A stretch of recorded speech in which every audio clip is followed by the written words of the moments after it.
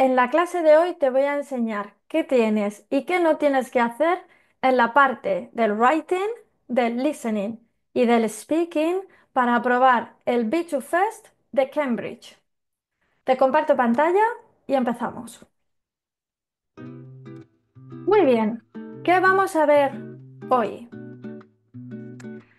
Vamos a ver qué tienes que hacer y qué no tienes que hacer, como hemos dicho, en la parte del writing, del B2 Fest de Cambridge, la parte del listening y por último la parte del speaking.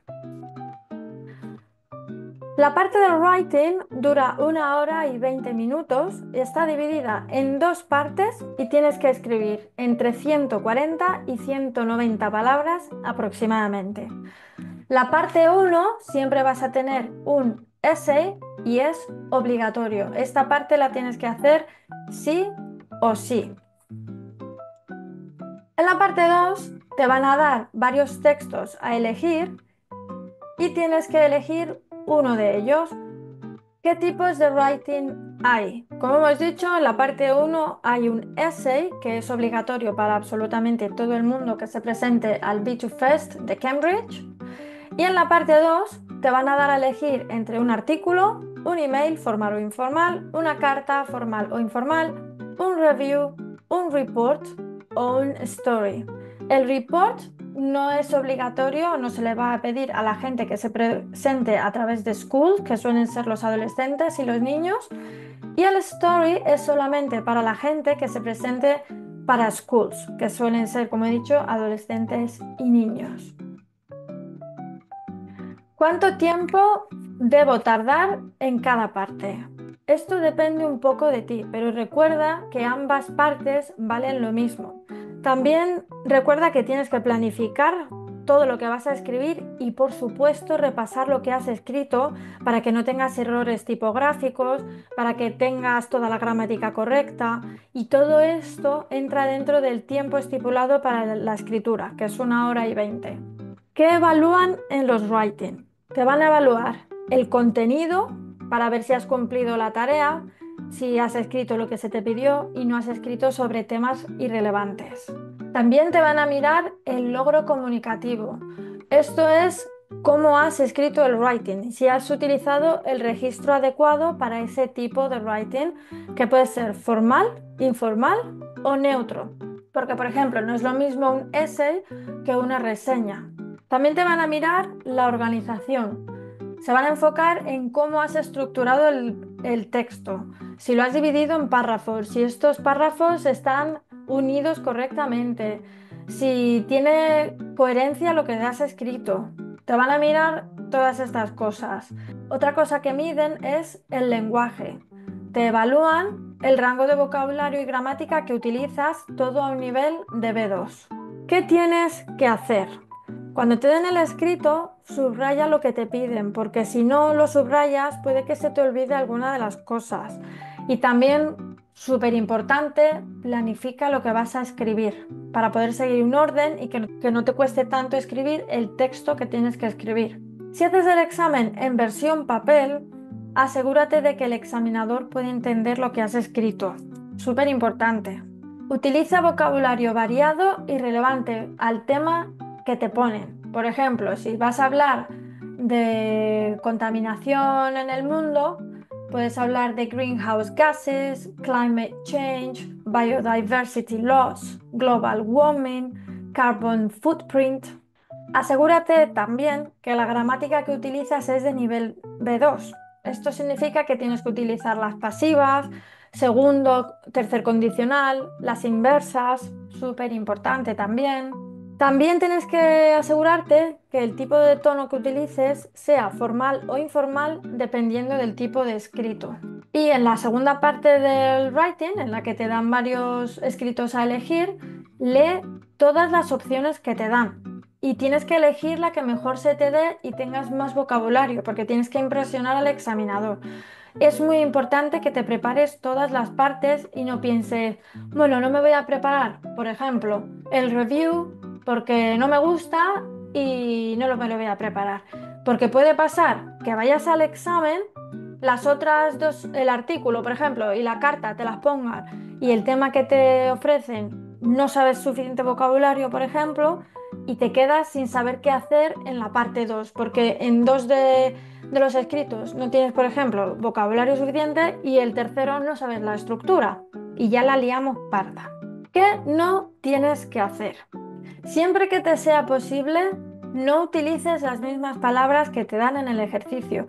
Siempre, siempre, siempre tienes que intentar parafrasear lo máximo posible y utilizar sinónimos. Es muy importante porque si copias, estás copiando y no te van a dar puntos por vocabulario ni por contenido. No mezcles registros. Si es algo formal, es formal y si es algo informal, es informal. Tienes que tener muy claro el tipo de texto y el tipo de tono que tienes que utilizar en cada uno de los textos. Si escribes una carta, no hace falta que escribas la dirección postal, ¿vale? No te dan puntos y además vas a perder tiempo para hacer otras cosas, como por ejemplo releer lo que has escrito para ver si tienes algún fallo o no. Intenta no pasarte de las 190 palabras o no llegar a las 140 palabras. Porque si no llegas es porque quizás no has contestado a todas las preguntas que te hacen y si te pasas, a lo mejor estás incluyendo información irrelevante. Pero si escribes todo lo que necesitas con más o menos palabras, no vas a perder puntos. Por ejemplo, si escribes un essay de 200 palabras y todo tiene coherencia, sentido y está bien estructurado, no te van a quitar puntos. Llegamos a la parte del listening. El listening dura unos 40 minutos aproximadamente y está dividido en 4 partes. Todas estas partes se escuchan 2 veces. Si utilizas cascos y cuando hacen la prueba no escuchas nada, levante la mano para que el examinador pueda ayudarte. Para mejorar la parte del listening es muy importante que practiques desde el día 1 que te empiezas a preparar, porque tu oído se tiene que hacer al ritmo, al tono, a la velocidad, a los acentos y a todo lo relacionado con un idioma que no estás acostumbrado a escuchar. Si haces el examen en formato papel, te van a dar 5 minutos al final para transferir tus respuestas a la hoja final de respuestas. ¿Qué tienes que hacer en la parte del listening? Escucha y lee todas las instrucciones del examen. Usa todo el tiempo que te dan antes de cada escucha para prepararte. Lee la pregunta y piensas en el contexto, vocabulario que te pueden preguntar, palabras que te pueden caer, gramática que pueden utilizar. Utiliza la información que tienes en cada pregunta, porque esto te va a ayudar a seguir la grabación. Por ejemplo, si van a hablar de vacaciones, sabes que pueden hablar, por ejemplo, de aviones, de transporte, de billetes, de hacer turismo, de restaurantes, y esto te va obviamente a ayudar a seguir la grabación que vas a escuchar. Para los ejercicios con huecos, lee siempre lo que viene antes y después del hueco, porque esto te va a ayudar a poder distinguir la palabra que tienes que poner en el hueco. También intenta rellenarlo todo cuando lo escuches la primera vez y en la segunda intenta ratificar que está bien. Si en la primera escucha no has entendido la palabra o la respuesta, no hay problema. Recuerda que tienes una segunda vez, sabes más o menos en qué parte del audio está y presta más atención a esa parte para ver si consigues dar la respuesta. Y nunca, nunca, nunca dejes un espacio en blanco porque no te van a quitar puntos si está mal. Y si le está bien porque toca la flauta, pues esos puntos que te llevas. ¿Qué no tienes que hacer? Si te bloqueas o no has entendido algo, no dejes de escuchar. Pasas esa pregunta y continúas, porque si no vas a perder el hilo de la conversación y no te vas a enterar del resto. Para la parte 1, 3 y 4, que son de multiple choice, A, B, C, D, no te enfoques solo en las palabras sueltas. Tienes que centrarte en el significado en general. Para la parte 2, que es de rellenar huecos con palabras o frases, no parafrasees. Aquí tienes que poner las palabras exactas que escuches y, por supuesto, sin typos, sin errores tipográficos. Y ya por último, llegamos a la parte del speaking. Dura unos 14 minutos aproximadamente y también está dividido en 4 partes. Puedes tener solamente un compañero, tú y un compañero, dos candidatos en total, o puedes tener dos compañeros, o sea, tres candidatos en total.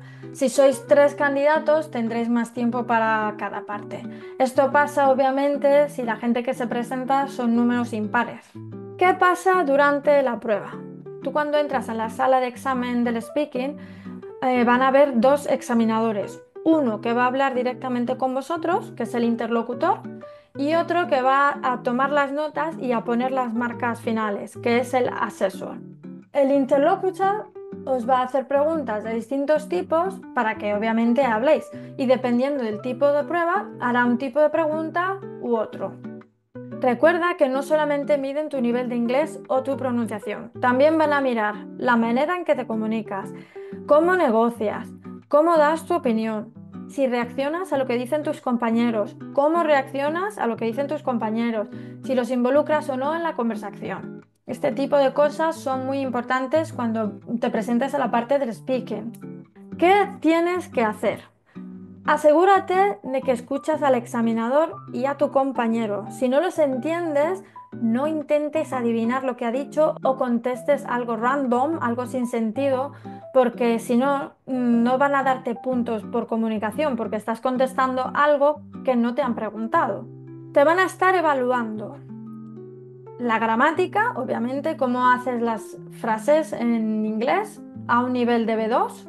Te van a mirar también el léxico, que tengas vocabulario suficiente y variado sobre el tema que van a tratar, tanto en temas familiares como menos familiares. Otra cosa que miran es el manejo del idioma, que no dudes mucho al hablar, que utilices los linkers, conectores, que te desenvuelvas con una soltura de nivel B2 y que todo lo que digas sea relevante y coherente a la pregunta. También te miran la pronunciación, obviamente, cómo pronuncias las palabras, y la interacción comunicativa, mostrando que estás escuchando a tu compañero y que reaccionas a lo que él dice de una manera natural. ¿Qué más tienes que hacer? Tienes que hablar de tal manera que ambos examinadores puedan escucharte, porque si el que te pone las notas no te escucha, no va a poder ponerte notas porque no te oye. Entonces es importante que hables en alto, en un tono de voz normal para que los dos puedan escucharte. También, muy importante, utiliza todo el tiempo que te dan para hablar. No te quedes en silencio ni pensando durante mucho tiempo, pero tampoco hables solo por hablar. Todo lo que digas tiene que estar relacionado con esa pregunta que te hagan. Por eso tienes que conocer qué hacer en cada parte. También, muy importante, practica la escucha activa. Escucha tanto a tu compañero o a tus compañeros si tienes dos y al examinador.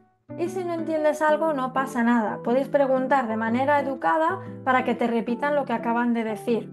¿Qué no tienes que hacer?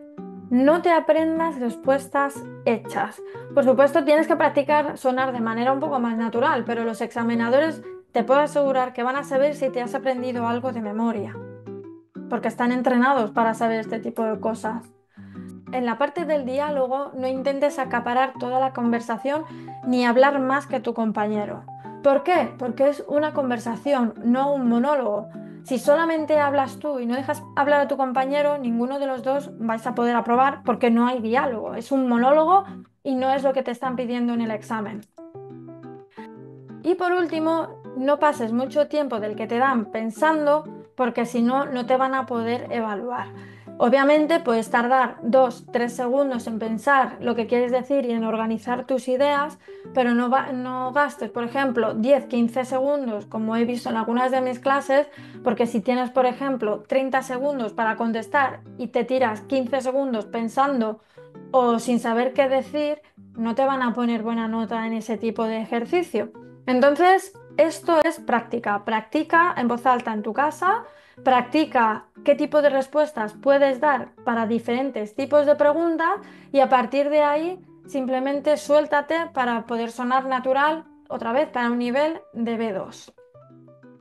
Y con esto hemos terminado la introducción general al B2 Fest de Cambridge. Si te ha gustado esta clase, dale a like y comenta para que el vídeo suba a las primeras posiciones en YouTube y más gente pueda aprender a cómo pasar el B2 Fest de Cambridge. Sígueme si quieres aprobar Cambridge.